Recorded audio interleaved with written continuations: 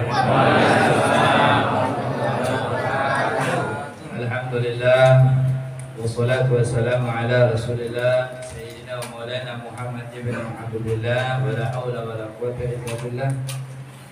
Allahumma salli wa sallim ala Sayyidina Muhammad tibil qulubi wa biha wa afiyatil abdan wa shifaiha wa nuril absari wa biha wa ala alihi wa sahbihi wa sallim. Qala Allah subhanahu wa ta'ala, a'udzu billahi minasy syaithanir rajim. Bismillahirrahmanirrahim. Ya ayyuhalladzina amanu kutiba 'alaikumus syiyam kama kutiba 'alal ladzina min qablikum la'allakum tattaqun. Al-ayat. Qala nabiyukum al-akram rasulukum al-a'zam Muhammad ibn Abdullah sallallahu alaihi wasallam, kam min sha'imin laysa lahu min syiyamihi illa al-ju' wal 'atash. Wa qala fi haditsin akhar, raghima anfum ri'in adraka Ramadan wa lam yughfar lahu. Sadaqallahu al-'azim wa sadaqa rasuluhu an-nabiyul habibul karim wa nahnu ala dhalika minasy syahidin wa syakirin walhamdulillahi rabbil alamin. Jami'il asatidil kiram wa khusus al-ustaz Misbah wa jami'il asatidil hadiruna fi hadzal makan mubarak al-mubarakah, bagi para segenap tuan guru, para ustaz dan juga para hujjaj, pengurus daripada Musalla Al-Amin DKM-nya Bapak Haji, wabil khusus yang hadir pada malam hari ini. Saya hormati Bapak Haji Aib Saifuddin, Bapak Ali, dan para hujjaj, para sesepuh kampung, para orang tua, para ibu-ibu, para hajjah, para ustazah, dan para saudara-saudari yang dirahmati oleh Allah Subhanahu wa taala. Alhamdulillah, di malam yang penuh barakah ini Allah Subhanahu wa taala menjumpai kita di bulan yang sangat ditunggu-tunggu, yang sangat diharapkan, bulan yang sangat dinanti-nanti. Ada seorang ulama menanti bulan ini 6 bulan tangisannya agar kerinduan. 6 bulan sebelum masuk daripada bulan Ramadan, 6 bulan kerinduannya yang begitu menggebu-gebu ingin dijumpai oleh Allah Subhanahu wa taala. Dan setelah berpisahnya 6 bulannya tangisannya karena berpisah dengan bulan Ramadan. Dalam hadis yang panjang, baginda Muhammad SAW berita satu hadis yang sangat panjang lebar.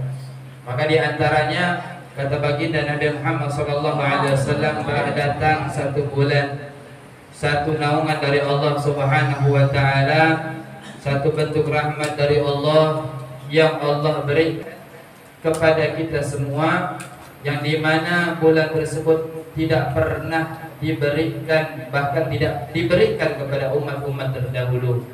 Nabi Allah Musa alaihi salatu wassalam, falamma ra'a Musa ummatan mawsufah, ketika Nabi Allah Musa melihat satu umat yang disifati kebaikan di dalamnya, perbincangannya dengan Allah yang begitu banyak, perbincangan dengan Allah yang begitu takjub, melihat satu kelompok umat berbagai macam kebaikan yang dilakukan.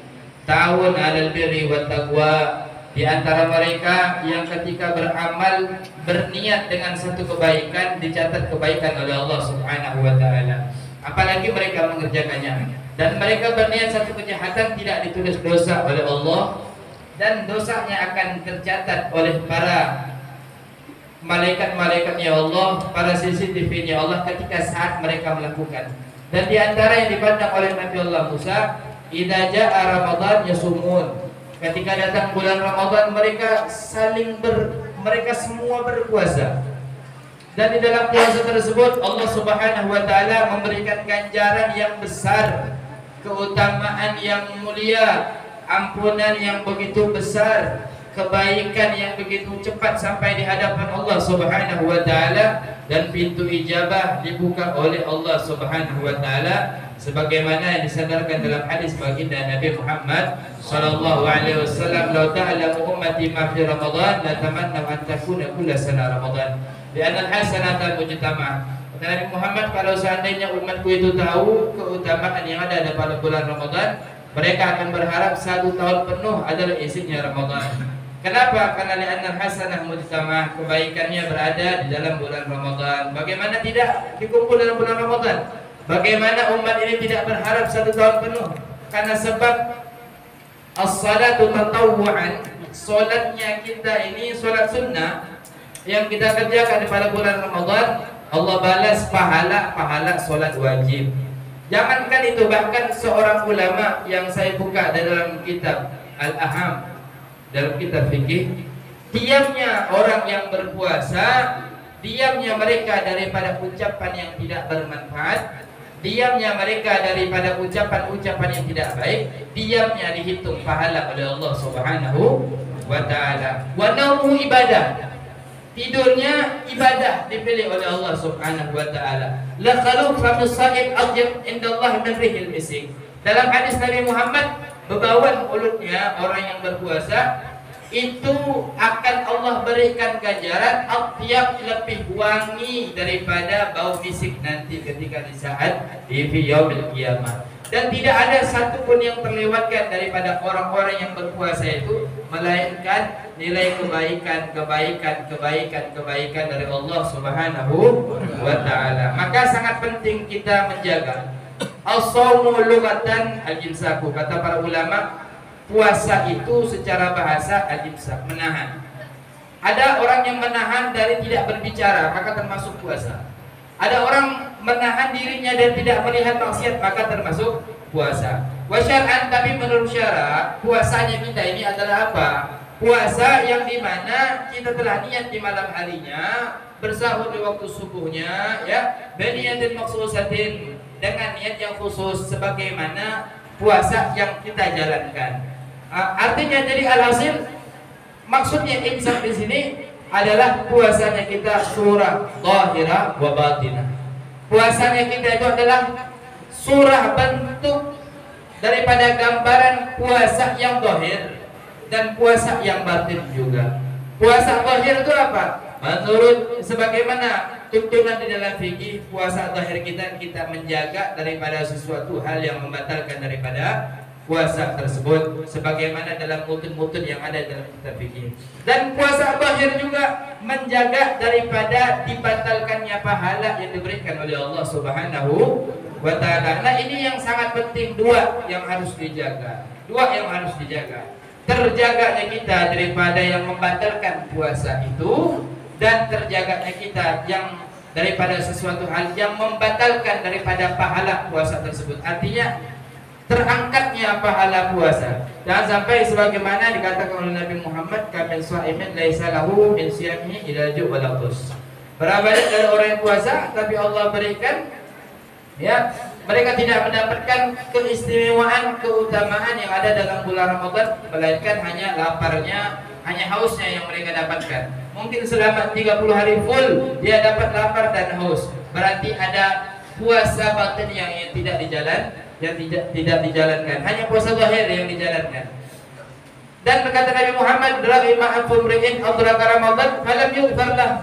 Merugi celaka orang yang dijumpai oleh Allah, di mana mereka dijumpai bulan yang baik. Bulan adalah bulan syahrul maghfirah, syahrul itq minan nar, wa syahrul rahmah. Bulan yang begitu besar dari Allah Subhanahu wa taala keutamaannya, tapi mereka tidak mendapatkan itu semua. Terlebihnya dosanya tidak diampunkan oleh Allah Subhanahu wa taala. Dan itu bukan hanya orang tidak berpuasa, bisa jadi terhadap orang-orang yang berpuasa jasadnya tapi hatinya tidak dikuasakan.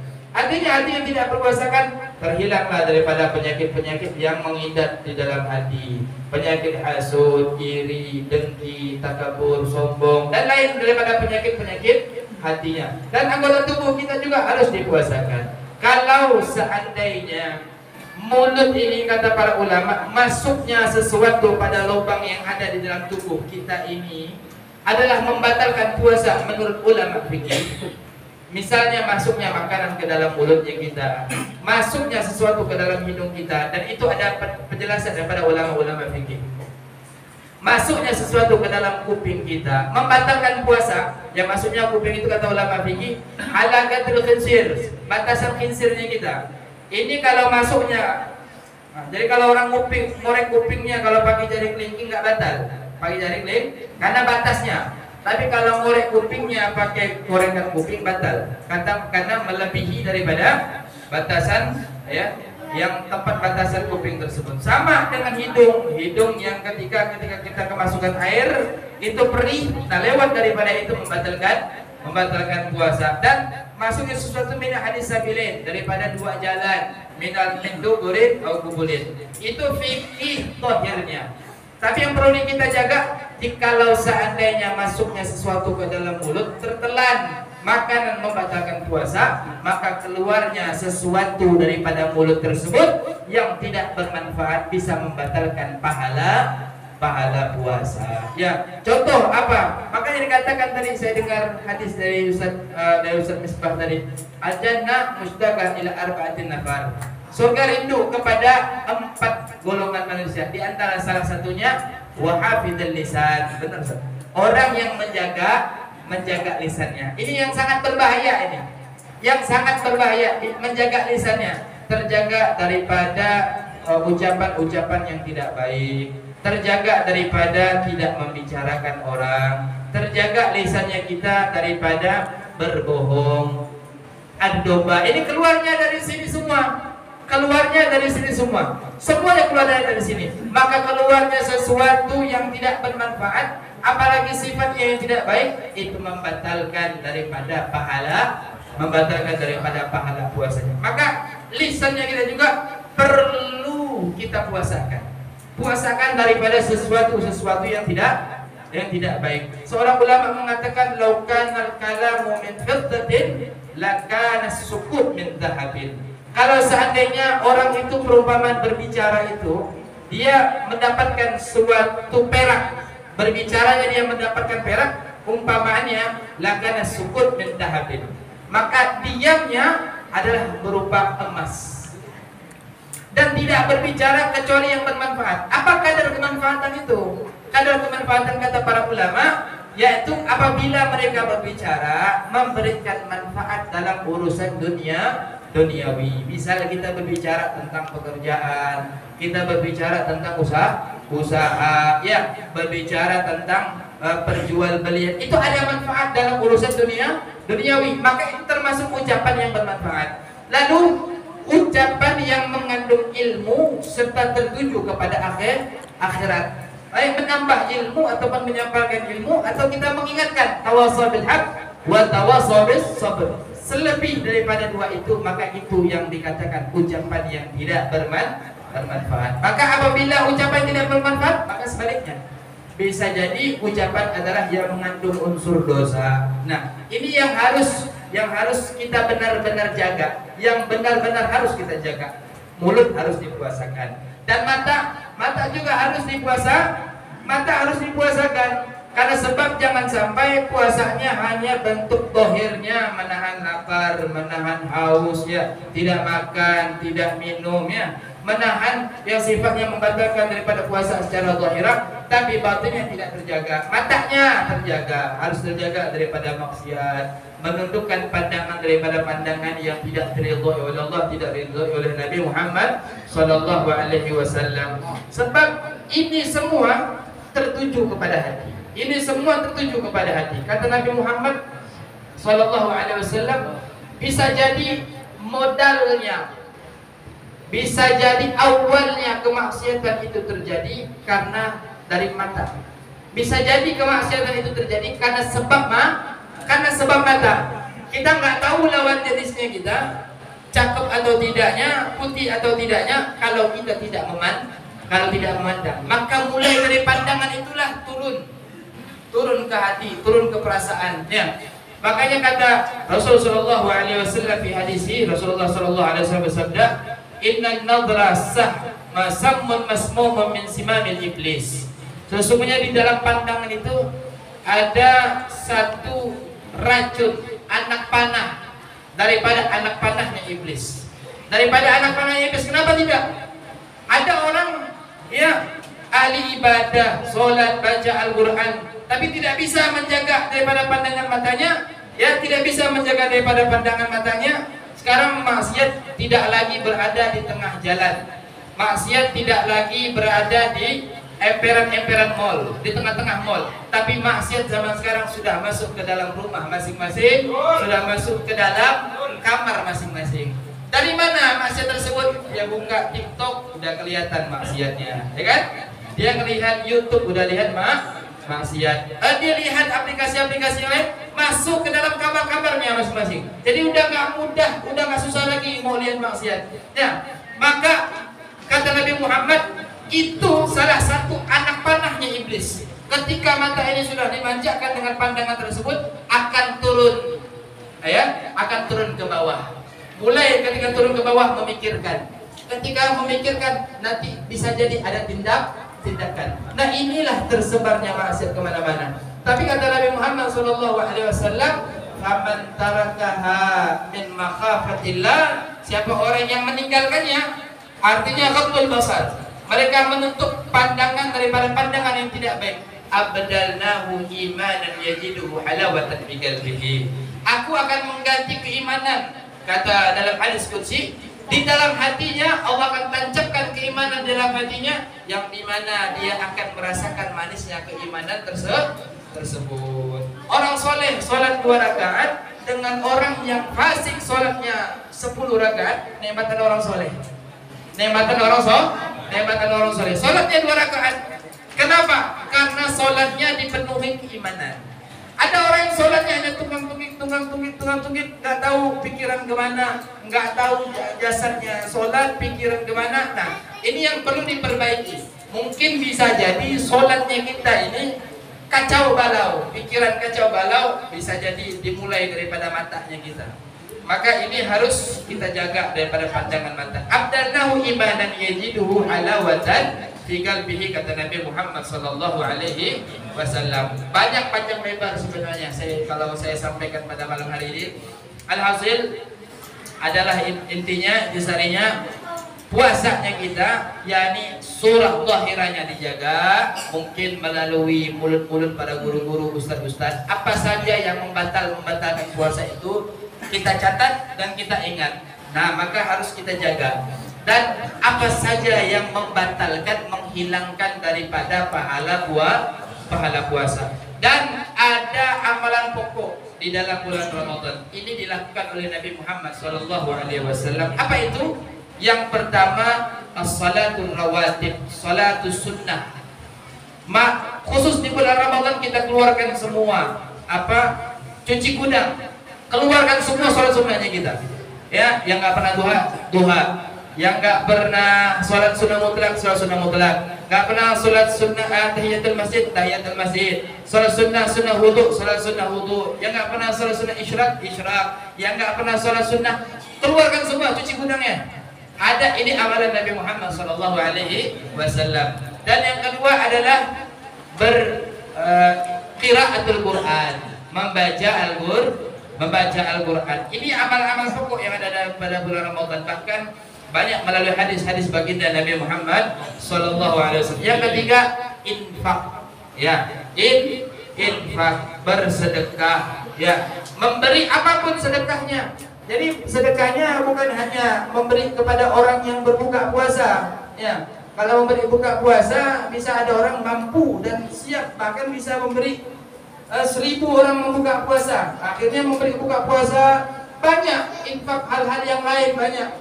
Ya, artinya yang penting nilainya kebaikan, berkorban. Nah, terlebihnya apalagi melalui hadis Nabi Muhammad SAW yang banyak seperti infak di dalam memberi makan dan minum orang yang berpuasa. Kata Rasulullah, walau bitamratin, walaupun hanya dengan 1 kurma, walau bi syurbatin minal ma, walaupun hanya dengan seteguk air, itu adalah ganjarannya, kata Nabi Muhammad, ganjarannya seperti orang berpuasa dan tidak mengurangi daripada puasanya tersebut. Artinya orang kalau pengen dapat double pahala puasa, dia puasa juga, dia ngasih makan orang yang berpuasa double. 1 orang kalau dia ngasih ke orang dapat 3 seperti pahala puasa. 4 dan memberi 4, 5 dan seterusnya. Ini perlu diamalkan. Tapi cara ngamalinya harus sama, orangnya harus puasa. Ya, jangan gak pengen pahala orang puasa dia nggak puasa.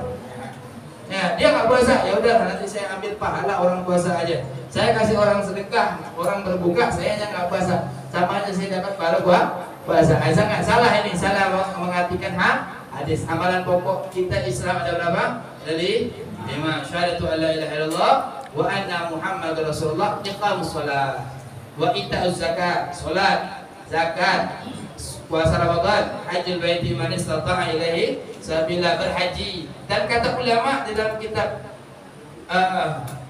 hadis Jibril yang dikarang oleh Habib Zaid bin Ibrahim bin Sumit, tidak boleh dikuburkan salah satunya. Artinya ada orang suka sholat tapi nggak mau zakat, nggak boleh.